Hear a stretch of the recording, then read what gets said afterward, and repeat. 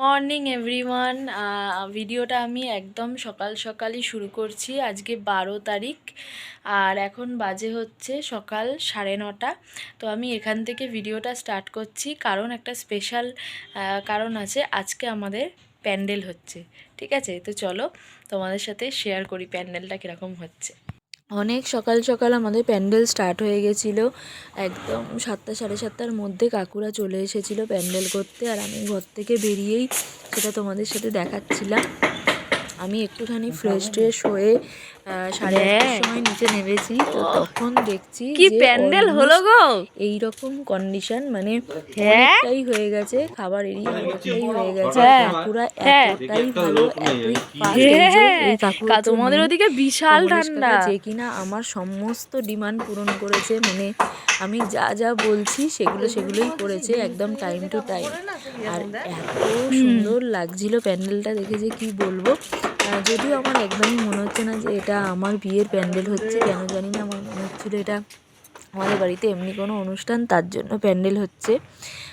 তো যাই হোক, কি বলবো, আর এগুলো তো আলাদাই একটা অনুভূতি।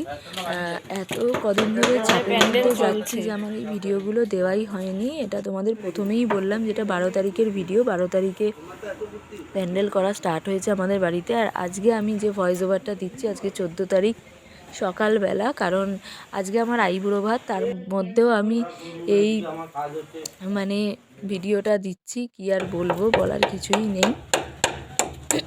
তো এখানে আমাদের নিচের প্যান্ডেলটা কমপ্লিট হয়ে গেছে, আর এবার ওপরে এসছে ছাদেতে প্যান্ডেলটা করতে।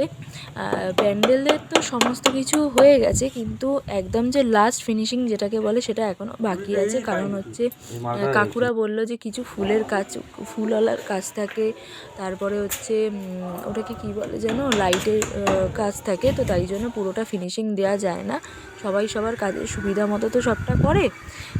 আর ফিনিশিংটা হবে হচ্ছে আজকে 14 তারিখ। তো এইটা হওয়ার পরে তোমাদের পুরো লুকটা আমি শেয়ার করব, যেহেতু তখন শেয়ার করতে পারিনি।